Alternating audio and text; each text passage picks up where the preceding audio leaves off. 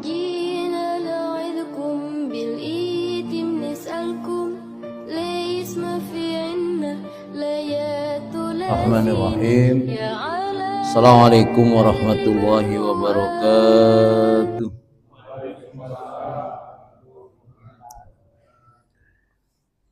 Kita sama-sama baca suratul Fatihah. Mohon kepada Allah Subhanahu wa taala di tempat yang terbaik ini, mudah-mudahan Allah limpahkan segala kebaikan kepada kita. Allah jadikan kita serta keturunan kita orang-orang yang mencintai ilmu. Al-hadiniyah wa ala kulli niyatin sholihah. Al-Fatihah. A'udzu billahi minasyaitonir rajim. Bismillahirrahmanirrahim. Alhamdulillahi rabbil alamin arrahmanir rahim maliki yaumiddin. Iyyaka na'budu wa iyyaka nasta'in. Ihdinas siratal mustaqim. Siratal ladzina an'amta 'alaihim ghairil maghdubi alaihim waladdallin. Amin. Alhamdulillah. Wassalatu wassalamu ala Rasulillah. Asyhadu an la ilaha illallah wahdahu la syarikalah wa asyhadu anna Muhammadan abduhu wa rasuluh la nabiyya ba'dahu ma ba'du. Jamaah yang dimuliakan Allah Subhanahu wa taala, Rasulullah menawarkan kepada kita cara untuk menghapus dosa dan menaikkan derajat. Jadi kebaikan itu memang harus ditawarkan, atau kebaikan bila ingin diketahui maka harus bertanya. Dalam kebiasaan para sahabat dan Rasulullah ini, biasanya Rasulullah menawarkan amalan-amalan kebaikan, atau sahabat bertanya, di antaranya misalkan ayu amalin afdol, amalan apa yang paling utama. Di dalam hadis ini Rasulullah menawarkan ala adullukum ala ma yamhullahu bi al khotoya wa yarfa'u biha ad-darajat. Qalu bala ya Rasulullah. Qala isbagil wudu'i 'alal makarih wa kasratul khuta ilal masajid wa intidarus shalah ba'da shalah fadalikumur ribat. Apakah kamu mau aku tawarkan kepada kamu Allah mengampuni kesalahan kamu dan menaikkan derajat kamu? Qalu, mereka menjawab, bala ya Rasulullah, sudah tentu kami mau. Jadi sahabat itu kalau ditawarkan kaitannya dengan kebaikan, mesti jawabannya mau. Kalau kita ditawarkan apa dulu gitu. Ya kalau kebaikan ya udah mau aja gitu kan. Nah, ini kita enggak, apa dulu coba gitu biasanya. Enggak percaya kalau kebaikan itu seolah-olah akan memberatkan. Tidak ada kebaikan yang ditawarkan Allah dan Rasul memberatkan umatnya. Jadi kalau sudah mau nggak aku tawarkan kebaikan, mau sudah, baru dengerin apa yang mau diberikan. Kita biasanya enggak, apa dulu coba gitu. Nah ternyata mereka menjawab, qalu bala ya Rasulullah, ya Rasul kami mau.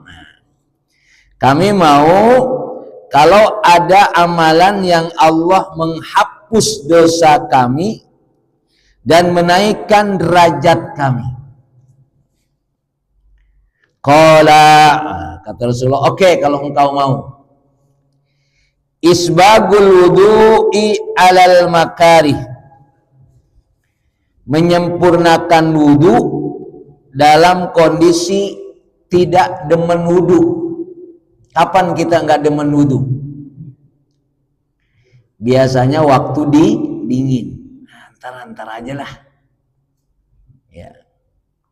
Jadi dalam kondisi kita tidak nyaman wudu, justru di situ kita ditawarkan untuk menyempurnakan, melaksanakan wudu. Maka diantaranya sholat yang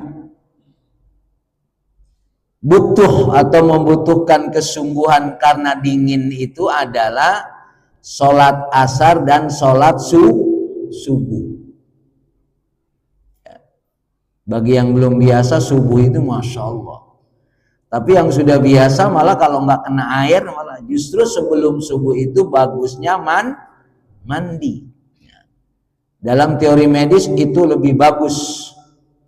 Bahkan konon katanya awet muda. Tapi kalau Bapak sudah tua begini mandi ya tetap awet tua. Udah terlambat berarti. Dulu maksudnya lagi muda. Kalau ya Ustadz baru tahu saya. Udah saya mau mandi dah sebelum subuh, insya Allah awet tua. Karena posisinya sudah tua. Isbabul wudu alal makarih, menyempurnakan wudu ketika dalam kondisi kita kurang demen wudu. Tadi biasanya ketika waktu dingin. Itu yang pertama. Wa kasratul khuta ilal masajid, melangkahkan kaki ke masjid. Kapan kita ke masjid? Ya waktu sholat, duhur, asar, maghrib, isya, subuh. Banyak melangkah ke masjid.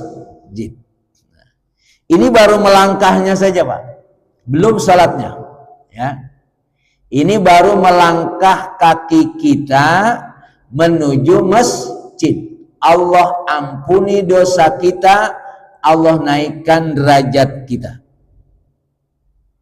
Salatnya belum tentu. Bapak salat baru Allahu Akbar aja udah pikiran kemana-mana.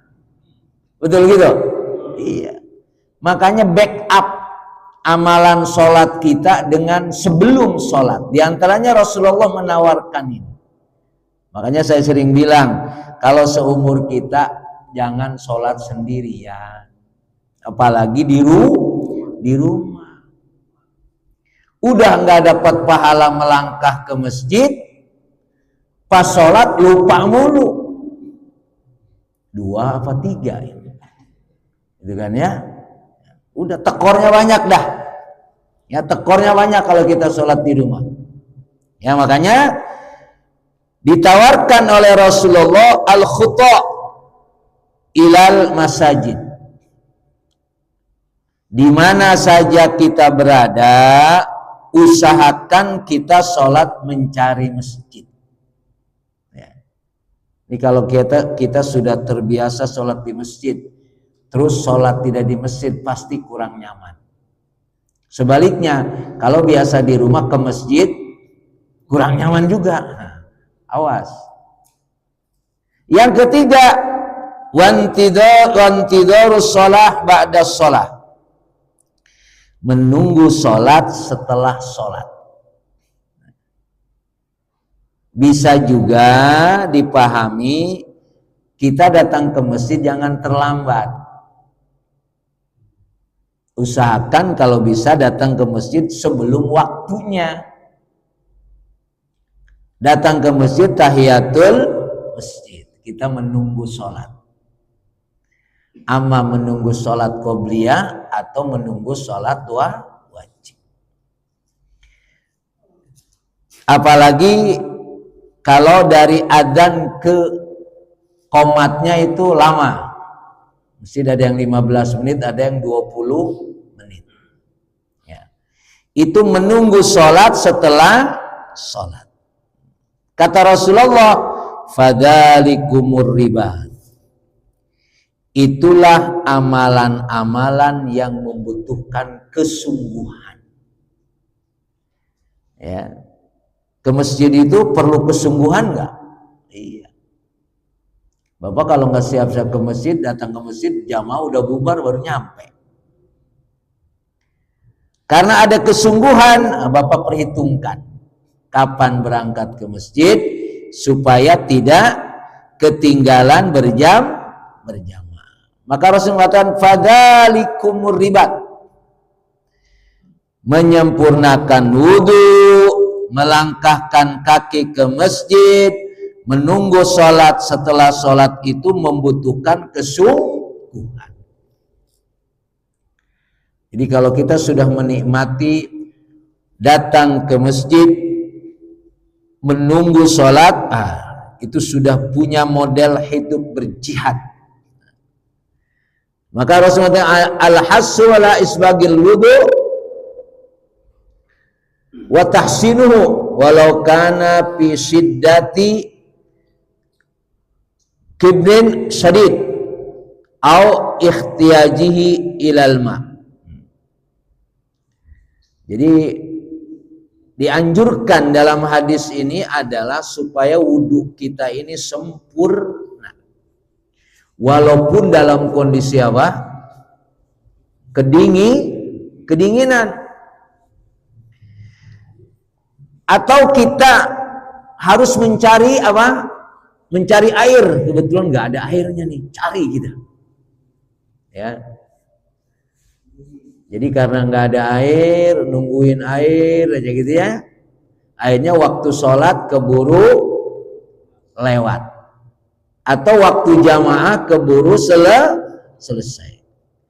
Maka usahakan jangan sampai menuju ke masjid ini kita tidak menikmatinya. As-sa'yu fi tahsilihi wa ghairu dzalik. Al-muhafadhu ala sholatil jamaah fil masjid. Hadis ini juga memberikan arahan kepada kita ketika dikatakan kasratul khutha ilal masajid, langkah kita ke masjid ini adalah Allah ampuni dosa kita, Allah naikkan derajat kita, artinya supaya kita menjaga sholat jamaahnya di masjid. Ya. Al-muhafadhah ala sholatil jamaah fil masjid wal ihtimam bis shalawat wa adamul tasyagul minha. Dan supaya waktu-waktu sholat itu kita perhatikan, jangan sampai waktu-waktu sholat kita kalah dengan kesibukan dunia. Jadi memang orang tidak melaksanakan sholat berjamaah ini banyak alasannya. Apalagi orang yang masih sibuk nyari duit. Tapi sebetulnya tidak ada alasan. Ya, karena yang ngasih duit siapa? Yang ngasih rezeki Allah. Masa dipanggil sama bos nggak nyamperin? Inilah kita tertipu di sini. Ya.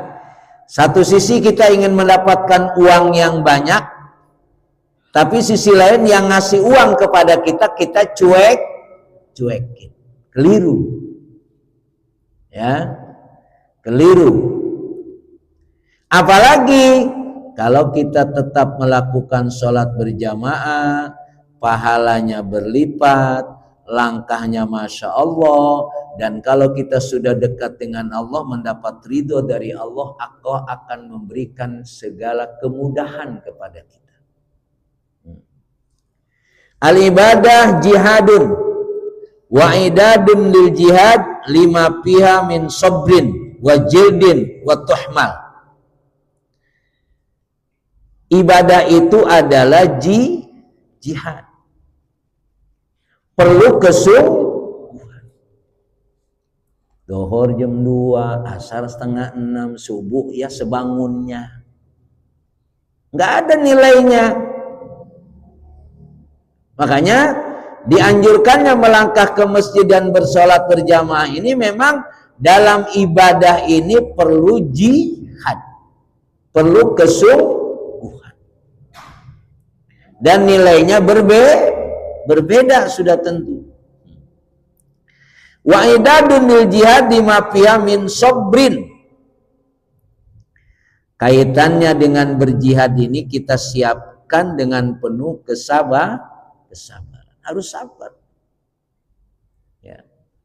Sabar wa jildin. Jildin itu dipecut. Yang mecut kita siapa ke masjid? Tidak ada. Ya, tidak ada. Harus kita sendiri. Siapa yang memaksa sholat kita ke masjid? Tidak ada. Kecuali kita sendiri.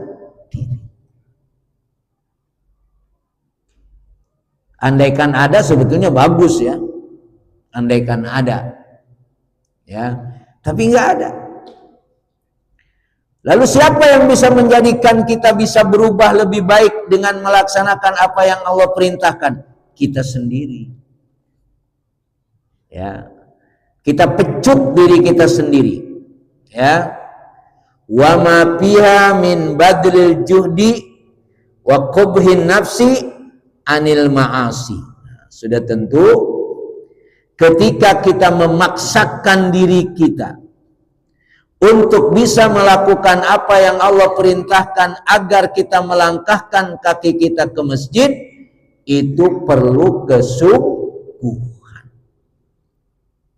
Ya sudah tentu secara ilmu jelas tadi. Secara ilmu dulu dah ya.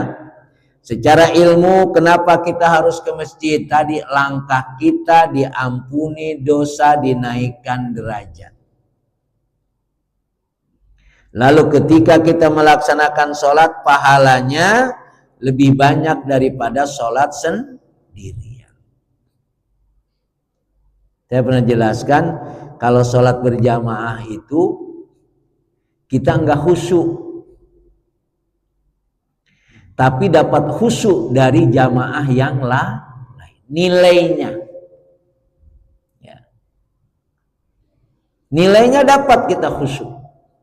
Maka sebetulnya melaksanakan sholat jamaah ini adalah meringankan kita. Meringankan kita untuk mendapatkan pahala yang sebanyak mungkin. Tapi kalau kita sholat sendirian, biasanya lebih berat. Nah beratnya, tar dulu lah. Ya. Lagi nunda-nunda, mepet-mepet biasanya. Tapi kalau kita sudah menikmati jamaah, kita cepat melakukan. Dengan apa nilai pahalanya yang berlipat. Hadil umur wasilatun lil magfirah wa taqarrub ila Allah azza wa jalla. Perintah supaya wudu ketika kita agak segan wudu.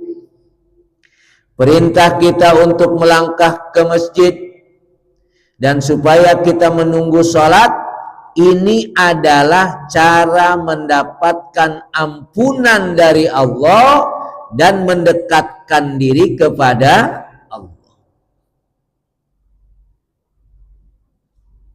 Karena rangkaian sholat itu adalah tadi berlangkah dari rumah, kemudian menunggu sholat, itu rangkaiannya. Bukan hanya sekedar sholat, apalagi masbuk.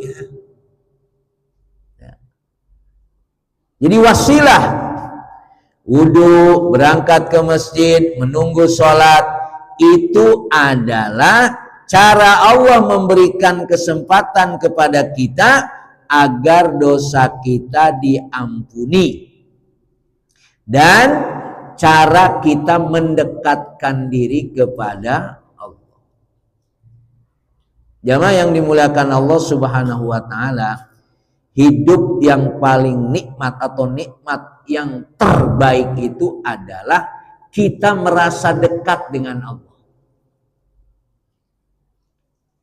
Merasa dekat sama wali kota aja kita rasanya udah aman aja hidupnya. Ya, apalagi sama presiden, aman udah. Ya. Tapi bagaimana kita bisa merasakan dekat dengan Allah adalah sebuah kenikmatan. Maka jangan sampai kita tidak menikmati masjid ini. Untuk supaya ampunan Allah dan merasa dekatnya dengan Allah. Makanya kalau sudah datang ke masjid, ya, itu nikmati. Jadi kalau Bapak datang ke masjid udah pengen buru-buru pulang aja, itu nggak merasa nyaman. Al munafiqu fil masjid katoiri fil kopasi. Orang munafik di masjid itu kayak burung di dalam sangkar. Burung di dalam sangkar ada nggak yang diem? Mesti lari sono, lari sini. Nah maka ketika kita sudah datang ke masjid ini, menikmati masjid. Karena Bapak hadirin sekalian, ketika kita berada di masjid ini, ya, ketika kita berada di masjid ini, malaikat mendoakan kita. Allahumma gfirlahu, Allahumma arhamhu. Ini kita sedang di masjid, malaikat doain kita, ya Allah ampuni dia, berikan kasih sayang kepadanya. Yang berdoa siapa? Malaikat. Kalau malaikat berdoa makbul enggak? Pasti. Ketika malaikat berdoa Allahumma gfir lahu, Allahumma arhamhu, ya Allah ampuni dosanya, ya Allah berikan kasih sayangnya. Ini apa namanya, pemberian yang luar biasa. Makanya orang di masjid itu enak betul. Saking enaknya gampang ngantuk. Ya. Betul. Kan di rumah ada orang yang susah tidur katanya. Susah tidur Ustaz. Ya. Tahu mikirin utang kali susah. Tapi kalau di masjid, Ustaz waduh assalamualaikum aja udah mulai kedap-kedip nih. Memang masjid ini tempat yang enak. Ya. Makanya jangan sampai kita tidak menikmati masjid ini. Mawarula fil hadis min takfiri dunub inama huwa fi sya'nin ma yata'allaqu bihuqullahi ta'ala. Ini kaitannya dengan ampunan dosa tadi dari Allah, itu kaitannya hak-hak dengan Allah saja. Ya, dulu-dulu kita sering mungkin meninggalkan sholat, artinya banyak hal-hal, banyak dosa kepada Allah. Dengan melangkahkan kaki kita masjid itu cara kita memohon ampunan kepada Allah dari dosa-dosa yang lalu. Tapi kalau hubungan dengan utang kagak Pak. Nah, ente rajin amat ke masjid, utang gua biar lunas, kagak bakalan lunas tetap. Nggak ada urusannya kalau urusan dengan manusia. Tapi kalau urusan dengan Allah, kesalahan kita, kekeliruan kita, hal-hal kaitannya dengan Allah, nah, Allah akan hapus itu. Tapi hak-hak yang kaitannya bihukukil ibad fala budda min adaiha li ashabiha. Ya, tetap. Kalau punya salah kepada orang lain, ya tetap harus minta maaf. Kalau punya utang tetap harus dibayar. Ini ke masjid ditagih utang. Orang udah sholat ke masjid mulu nagih utang, nggak ada urusannya. Ya, hukukullah. Mudah-mudahan saja karena sering ke masjid, mudah-mudahan Allah mudahkan segala urusannya. Sehingga kalaupun punya utang, mudah-mudahan utangnya cepat lunas. Ya, tetap nyari juga, jangan ke masjid, nggak nyari-nyari duit, tetap nyari. Ya, Ini kesempatan yang Rasulullah tawarkan kepada kita. Karena bagaimanapun kita sadari kita banyak dosa. Maka untuk supaya dosa kita diampuni, supaya setiap terdengar suara adzan, langkahkan kaki kita ke masjid.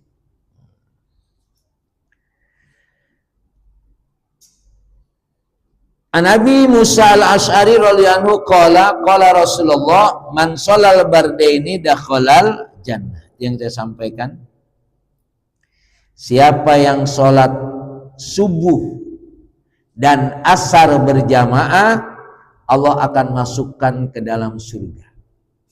Ini sholat yang paling berat ya Pak, asar dan subuh. Asar kecapean, subuh kesiangan, isya ketiduran. Makanya sholat yang dijelaskan secara langsung itu sholat asar, sholat isya dan subuh. Ya, kalau sholat isya dan subuh itu asqalus sholati alal munafikina sholatul isya'i wa sholatul fajri. Sholat yang berat kata orang munafik itu sholat isya dan sholat subuh. Kaitannya dengan asar, itu adalah siapa yang sholat asar berjamaah dan subuh berjamaah, dia akan masuk ke dalam surga. Bahkan ada riwayat lain, kalau orang meninggalkan sholat asar itu seperti hilangnya keluarga dan harta. Orang meninggalkan sholat asar itu diumpamakan dia kehilangan harta dan keluarga. Ada yang mengatakan kehilangan istri. Ya kalau kehilangan istri mah biarin aja, mau nyari lagi, begitu katanya. Ya, artinya nilai asar itu luar biasa. Maka di dalam perintah melaksanakan sholat asar dan subuh ini adalah takunu inda ladzatin naum wa sholatun asal lianna takunu indal istighol bi a'malin nahar. Kenapa orang sulit melaksanakan sholat subuh? Sibuk dengan tidur. Kenapa orang sulit melaksanakan sholat asar? Sibuk dengan dunia. Makanya perhatikan, ya, perhatikan kaitannya sholat asar dan subuh. Ya, kalau sudah tidak punya kesibukan masih enggak sholat asar juga, mau ngapain lagi? Ya, maka di sini kan alasannya adalah dia tidak sholat subuh karena menikmati enaknya tidur. Dia tidak sholat asar karena al-istighol bi'a'malin nahar. Dia sedang sibuk ketika mencari dunia di siang hari. Artinya jangan sampai sholat subuh dan asar ini tidak kita nikmati. Al-ihtimam bihatainil faridatain walayan hasir dukhulal jannah bi'adaihima faqat bala buddha minal ihtimam bi jami'il faraid. Nah, tapi jangan dipahami kalau gitu gue sholat asar aja sama subuh. Orang sholat asar sama sudah masuk surga sih. Dohor kagak, maghrib kagak, isya kagak. Maksudnya tidak begitu. Karena kalau kita sudah bisa melaksanakan subuh dan asar itu insya Allah yang lain lebih enteng. Itu maksudnya. Makanya ini dua sholat ini dianggap sholat yang paling berat. Wa inama khassata bidzikri bisababi ihmalil ba'din nas lahuma. Ya, memang kenapa sholat subuh dan asar yang dijadikan sebagai dorongan agar kita melakukannya mendapatkan surga, karena memang secara umum dua sholat ini banyak kurang diperhatikan. Pernah sholat subuh di sini seperti sholat Jum'ah? Enggak pernah kan? Sama di masjid lain juga kagak. Memang tidak mudah. Makanya kata orang Yahudi, kalau orang Muslim mau mengalahkan orang Yahudi, sholat subuhnya itu sama dengan sholat Jum'ah. Ya, itu kata orang Yahudi itu. Dialog dengan orang Mesir dalam kitab tentang keajaiban sholat subuh.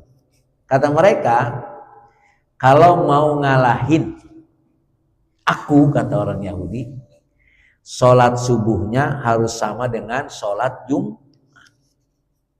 Alhamdulillah belum nyampe-nyampe gitu. Ya. Makanya kalah terus akhirnya. Ya. Dalam hal apapun kalah. Karena kekuatan kita sebetulnya ada di sini. Ya. Makanya kembali kepada kita dah. Kalau yang lain udah ogah kira-kira udah kembali kepada kita. Ya. Bahkan sampai Rasul mengatakan raqatal fajri khairum minad dunya wa ma fiha. 2 rakaat sebelum subuh itu lebih baik daripada dunia dan seisi. Aman sudah kita. Ya. Menguasai dunia dan seisinya sudah aman kita. Jangan dipahami menguasai dunia itu berarti duitnya banyak. Justru jangan-jangan yang duitnya banyak kagak ke masjid-masjid. Ya. Nah maka 2 sholat ini dikatakan secara umum bisa babi ihmalu ba'din nas lahuma. Banyak orang yang meremehkan 2 sholat ini, dianggap biasa. Apalagi kalau subuh, alasannya pas banget. Apa? Orang gua ketiduran, ya kan? Ketiduran itu kan alasan yang masyru'. Orang kalau tidur tuh bebas hukum. Tidur, gila, sama lupa. Tidak. Tidur, gila, sama lupa. Nggak ada hukumnya tuh. Bapak puasa padahal. Bapak makan. Udah dapat 2 piring, gua puasa. Batal nggak puasanya? Enggak. Orang saya lupa. Cuma lupa 2 piring kebangetan banget. Secara hukumnya. Rufi'al qalam. Anisyan. Orang lupa. Enggak dicatat. Bapak pernah Ramadan lupa? Pernah? Saya belum pernah tuh, pengen dapat lupa tuh Ramadan. Ya. Karena lupa di sini tidak ada hukumannya. Sama dengan tidur tadi. Makanya kalau orang susah sholat subuh memang bisa jadi dia bangunnya susah. Secara syariat itu adalah udzur yang masyru'. Cuma kalau setiap hari kesiangan ya susah. Ya, makanya saya pernah ada yang nanya itu, udah kalau gitu ente tidurnya di masjid aja dah. Kalau di masjid mah bagaimanapun tetap insya Allah ada yang bangun. Ya. Jadi kalau kita mungkin mudah-mudahan subuhnya sudah menikmati. Ya. Karena memang ini amalan yang luar biasa. Karena bagaimanapun apa yang Allah dan Rasul perintahkan ini untuk kebaikan kita. Tapi tetap Pak, ketika kita bisa bangun subuh, berangkat ke masjid, bukan karena hebatnya kita. Ya? Bukan karena hebatnya kita. Karena Allah memberikan karunia, kesempatan. Jadi jangan menganggap Karena kita selalu mudah berangkat ke masjid, lalu kita sombong. Gue subuh mah gak ada masalah subuh. Ya, kemampuan kita melaksanakan itu bukan karena hebatnya kita. Tolong diperhatikan. Karena nanti kita akan sombong. Kita bisa melakukan kebaikan itu karena karunia dari Allah Subhanahu wa Ta'ala. Makanya kita nggak bisa sombong. Jadi alhamdulillah, kita puji Allah. Saya bisa ke masjid, apalagi bisa ikut taklim, itu karena Allah memberikan karunia kepada saya. Bukan karena saya hebat, enggak. Kita ini tidak bisa melakukan apapun. Makanya kan ketika dipanggil hayya 'alas shalah, jawabnya la haula wala quwata illa billah. Enggak ada. Tidak ada daya dan tidak ada kekuatan kecuali dengan kekuatan Allah. Makanya kita bisa berangkat. Itu yang memberikan kekuatan siapa? Allah. Sehingga kita tidak bisa sombong. Karena nanti Pak, naudzubillahi min dzalik, rusaknya ibadah kita itu karena kesombongan kita. Awas, ya. Gua mau sholat, encer udah, awas. Ya. Kita bisa melakukan itu karena karunia. Makanya nanti kita bisa melihat orang, ya, dia rajin ke masjid, tahu-tahu hilang. Kemana dia?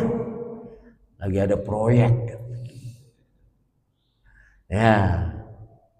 Jadi kekuatannya untuk mendapatkan amaliyah ibadah atau amal soleh itu memang kita tidak bisa melakukannya kecuali Allah memberikan karunia.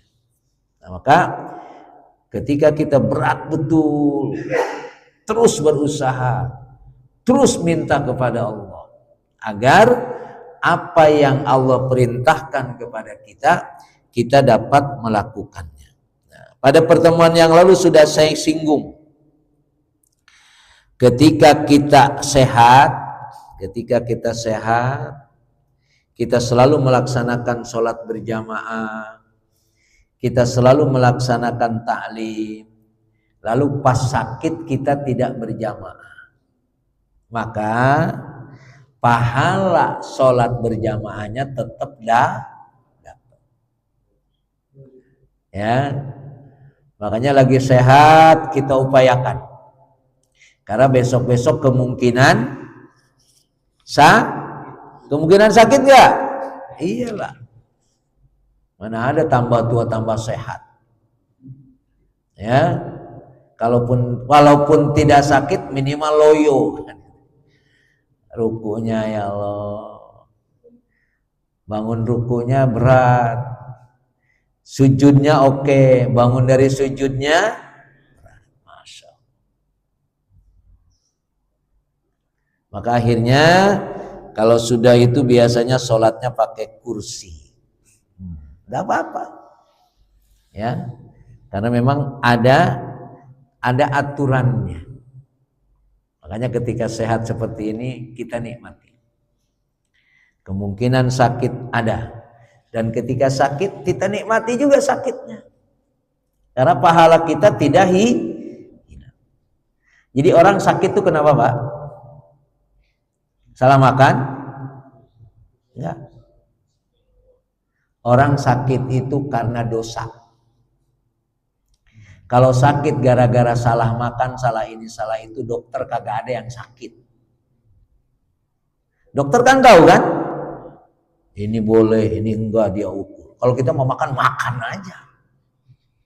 Ya, nggak tahu ukuran. Tapi tetap saya meyakini sakit itu karena dosa. Makanya ketika orang itu sakit, itu dosanya sedang digugurkan. Ya sudah tentu kaitannya dengan makan dan lain sebagainya memang itu menjadi perhatian. Cuma ketika sakit jangan hanya kita berpikir salah makan. Yang harus kita pikirkan adalah dosa apa saya. Itu akan lebih baik. Ya. Karena ketika sakit kata Rasulullah, kalau dia sakit lalu aku sembuhkan sakitnya, dosanya aku ampuni. Kalau dia sakit lalu aku wafatkan dia, dosanya aku ampuni. Maka secara umum orang meninggal awalnya sakit nggak? Kebanyakan ya sakit. Tidak apa-apa. Ya. Karena itu cara Allah. Karena sebetulnya Allah ingin kita ini menghadap kepada Allah bersih. Bersih dari apa? Dari dosa. Cara yang dilakukan oleh Allah untuk membersihkan dosa kita dengan cara sakit. Ya, dengan cara sakit. Maka jadi kalau sakit ke dimana? Enak apa enggak? Enak lah. Karena dosanya digugurkan. Dan ketika sakit itulah dosa kita digugurkan, pahalanya tetap berlanjut. Kalau waktu sehat kita melakukan kebaikan. Yang jadi masalah waktu sehat demen maksiat, pas sakit nggak dapat pahalanya. Mungkin dosanya nggak dapat karena dia nggak maksiat. Tapi bisa jadi orang yang demen maksiat itu ketika sakit kata dia, besok kalau gua sakit bawono lagi. Pikirannya mau melakukan apa yang dilakukan ketika sehat. Nah, maka ketika kita sehat lalu kita sakit, paling tidak kita mengevaluasi kemarin waktu sehat sudah maksimal belum kita melakukan ibadah. Karena sebetulnya sakit itu adalah mengingatkan kita amalan ketika sehat. Ya. Sakit itu sebetulnya mengingatkan amalan kita ketika sehat. Maka ketika nanti Allah sehatkan kembali, amalan yang mungkin masih kurang supaya kita nikmati. Ya. Ini kaitannya orang yang sakit. Kemudian orang yang musafir. Sama dengan orang yang musafir. Kalau dia ketika tidak musafir, dia selalu sholat berjamaah. Lalu dia musafir, sholat berjamaah enggak? Enggak, tapi pahala jamaahnya tetap dapat. Kan Bapak sering pulang kampung ya, kalau kampung Bapak di sini pulang kampung Bapak mana? Ya. Itu namanya musafir. Ketika musafir, Bapak naik kereta atau Bapak naik bis, ya, atau Bapak bawa mobil sendiri, enggak berjamaah enggak apa-apa. Tapi pahalanya tetap nilainya berjamaah. Karena ketika Bapak ada di rumah selalu melaksanakan sholat berjamaah. Termasuk ketika ada di rumah Bapak mengadakan taklim, Bapak pergi. Ikut taklim enggak? Enggak. Tetap dapat pahala. Ya, maka kemungkinan kita sakit, kemungkinan kita musafir, itu kita siapkan ketika kita sehat dan ketika kita tidak musafir. Man kana yakumu bi amalin birrin wa khairin fil ahwal al adiyah summa qassara anil qiyam bil udrin tari'in kafara aw marid safara aw marida fa innahu yuktab lahu misla dzaka al amal wa yusab alaihi kama lau kana yaf'alu. Ketika sehat ikut berjamaah, ketika sehat ikut taklim, ya, maka ketika sakit pahalanya tetap. Makanya kalau malas ibadah mending sakit aja. Iya. Kita sehat, malas ibadah mending sakit dah. Ya. Karena kalau orang sehat malas ibadah mungkin dosanya lebih banyak. Ya. Ataupun tidak berdosa pahalanya kurang banyak. Karena kita ditipu oleh dua keadaan. Waktu luang dan waktu sehat. Ya. Kita ini udah tua begini kan ingat, wah dulu mah lagi muda gitu kan ya. Sehat. Iya, dulu. Ya. Tapi dulu ngapain aja? Nah, kan gitu. Ya. Ketika dulu kita posisinya sehat, prima badannya, ternyata kita tidak maksimal. Maka alhamdulillah, semakin tua ini semakin demen tidur nggak? Kurang tidur kan? Bagus. Nanti kalau bapak jam 2 udah nggak tidur lagi, alhamdulillah. Salat tahajud. Beda dengan anak muda, ya kan? Makanya kita tambah tua ini, tambah kurang nikmat tidur.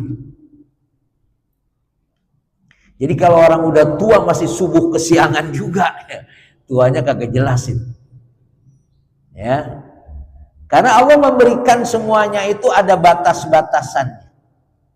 Ya. Maka kalau seumur kita ini seperti tidak mungkin kita ini tidak bangun sebelum subuh. Tidak mungkin. Ya. Kecuali memang tadi demen begadang, demen di pos ronda. Biasanya kan begitu, besok kagak kerja ini, udah dia malam semalam-malamnya, nggak mikirin besok mau sholat subuh berjamaah. Makanya saya sering bilang sama jamaah itu, sebetulnya orang nggak bangun subuh itu ada kepengenan nggak sih dia mau bangun subuh? Ya, ada keinginan nggak dia mau bangun subuh sebetulnya? Tapi saya yakin nggak ada keinginan. Sementara ini pikiran saya begitu. Ya. Karena begitu dia bangun siang, dia cerita, oh semalam tidur gue nikmat banget. Ya, bangga, ya nikmat banget tidur, sampai bangun jam 8 kata dia. Kata dia nikmat. Nah akhirnya kita tidak bisa membedakan mana nikmat, mana musibah. Jadi kalau kita ini udah kesiangan subuh Pak, itu memang musibah. Ya. Jangan dianggap nikmat enggak. Ya. Senikmat-nikmatnya tetap saja itu tidak memberikan kebaikan. Maka anjuran untuk melangkah ke masjid, untuk sholat berjamaah, ya itu menjadi niatan kita, usahakan. Ya. Sekarang banyak media untuk itu. Yang terakhir, qala Rasulullah kullu ma'rufin shadaqah. Setiap kebaikan itu punya nilai shadaqah. Maka anna kullama yaf'aluhu al-mu'min min a'malil bir wal khair lahu sawab wa ajrun kasawabi shadaqah wa ajruha. Maka langkah kita juga termasuk, langkah kita dari rumah ke masjid itu juga sedekah. Ya. Kullu ma'ruf, apapun yang Bapak lakukan. Ya. Bagiin apa nih? Bagiin minuman, bagiin roti, ya, insyaallah sedekah. Ya. Yang ngebagiin yang dapat sedekah. Ya. Yang nerima kagak dapat sedekah, diam aja. Iya. Yang ngebagiin enak kan? Ngebagiin dapat sedekah, dia juga dapat roti juga dulu, double tuh. Makanya besok bagiin semua. Ya kita harus nyari Pak. Amalan ini banyak yang bisa kita lakukan punya nilai kebaikan. Harus kreatif. Ya, harus kreatif. Ya. Jangan sampai kita ini menganggap kebaikan itu datang sendiri, enggak. Ya. Harus punya inisiatif. Selama itu baik, kata Rasulullah, itu punya nilai sodako. Dan sodako itu pengertiannya apa? Sodako itu dari kata sidkun. Sidkun itu adalah kejujuran. Ya. Jujur. Kita punya tenaga, cepat tenaganya gunakan. Jangan tenaganya kuat tapi tidak digunakan maksimal. Apa yang sudah Allah berikan kepada kita, kita harus jujur. Karena yang Allah berikan kepada kita harus kita gunakan lagi untuk apa yang Allah perintahkan. Karena di situ ada nilai sedekah. Kalau masih kuat sholat tahajudnya, rakaatnya banyakin. Kalau masih kuat qobliyah ba'diyahnya, sujudnya lamain. Karena di situ ada nilai kebaikan. Jadi untuk mendapatkan kebaikan tuh harus kreatif. Ya. Karena bagaimanapun tadi kullu ma'rufin shadaqah. Saya kira ini yang bisa saya sampaikan, yaitu pertama, langkahkan kaki kita ke masjid, karena langkah itu akan mengampuni dosa dan menaikkan derajat. Terasanya nanti Pak, kalau udah mati, ya udah biar gampang aja nih. Karena Sya'ban begitu, Sya'ban. Sahabat Rasulullah Sya'ban begitu. Perjalanan dari rumah ke masjid 3 jam. 3 jam Pak. Ketika dia meninggal, ya, istrinya mendengar kalimatnya, kenapa tidak lebih jauh? Ternyata itu 3 jam itu pahalanya luar biasa. Coba kalau lebih jauh. Ketahuannya kapan? Kalau besok udah sakaratul maut. Wah, kalau gitu saya nggak sabar pengen tahu pahala saya dari rumah ke masjid. Ya udah, buru-buru minta mati, udah pengen tahu saya. Jadi apa yang kita lakukan ini akan terbuka nanti ketika sakaratul maut. Kisahnya Sya'ban begitu. Kenapa tidak lebih jauh? Ada 3 semua. Kenapa tidak lebih jauh? Kenapa bukan yang baru? Kenapa tidak semua? Karena dia memberikan pakaian kepada yang lain yang kedinginan, itu bukan yang baru tapi yang bekas. Itu pun pahalanya luar biasa. Ketika dia memberikan makanan, dia punya makanan dikasih separoh. Makanya kenapa enggak semua? Karena separoh itu pahalanya sedemikian luar biasa. Apalagi kalau dikasih semua. Itu kisah yang terjadi pada Sya'ban ketika beliau menjelang wafatnya, ada suara yang terdengar oleh istrinya, lalu istrinya menanyakan kepada Rasulullah. Nah, jadi kalau Bapak pengen lebih jauh, muter dulu kemana kayak gitu. Makanya tidak ada alasan tidak ke masjid karena rumahnya jauh, nggak ada alasan. Sejauh-jauhnya nggak ada yang 3 jam. Saya aja jauh naik motor cuma 5-10 menit nyampe. Jadi kenapa ente nggak ke masjid? Jauh, nggak ada alasan. Ya. Maka jadikan masjid tempat kita untuk menghapus dosa dan dinaikkan derajat. Kemudian sholat subuh berjamaah dan asar berjamaah. Wallahu a'lam bishawab. Cukup? Al-Fatihah. A'udzu billahi minasyaitonir rajim. Bismillahirrahmanirrahim. Alhamdulillahirabbil alamin arrahman. Iyyaka na'budu wa iyyaka nasta'in. Ihdinas siratal mustaqim. Siratal ladzina an'amta 'alaihim ghairil maghdubi 'alaihim. Sawwirallahu alladzi Allahumma shalli ala sayyidina Muhammad wa ala ali sayyidina Muhammad. Salim radhiyallahu ta'ala an kulli sahabati Rasulillahi ajma'in walhamdulillahi rabbil alamin. Allahumma a'inna ala dzikrika wa syukrika wa husni ibadatik. Allahumma inna nas'aluka ridhaka wal jannah wa na'udzubika min sakhatika wan nar.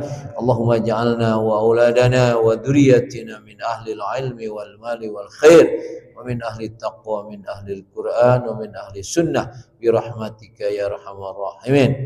Allahumma anfa'na bima 'allamtana wa 'allimna ma yanfa'una warzuqna uluman tanfa'una. Rabbana atina min ladunka rahmah wa hayyi' lana min amrina rasyada. Rabbana atina fid dunya hasanah wa fil akhirati hasanah wa qina adzabannar. Subhana rabbika rabbil izzati amma yasifun wassalamun alal mursalin walhamdulillahi rabbil alamin. Subhanaka Allahumma wa bihamdika asyhadu an la ilaha illa anta astaghfiruka wa atubu ilaih. Assalamualaikum warahmatullahi wabarakatuh. Alhamdulillah.